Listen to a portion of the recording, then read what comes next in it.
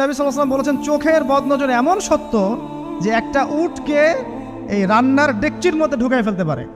মানে একটা উট খুব সুন্দর ভালো, আপনি দেখছেন মাশাআল্লাহ বলেন নাই, নজর লেগেছে, উটটা মারা গেছে দেন তারপর তাকে জবাই করে খেয়ে ফেলতে হয়েছে।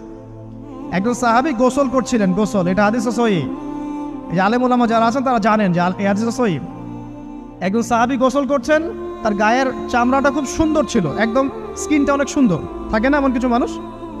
আচ্ছা, এখন আরেকজন সাহাবী এই গোসল দেখছেন দূর থেকে, দেখে বলছেন যে কি চমৎকার তার শরীরের রংটা, যেন কুমারী নারীর মতো, অনেকটা এমন একটা কথা তিনি বলেছিলেন। সাথে সাথে এই সাহাবী অজ্ঞান হয়ে পড়ে গেছে। কোন সাহাবী? যিনি গোসল করছিলেন।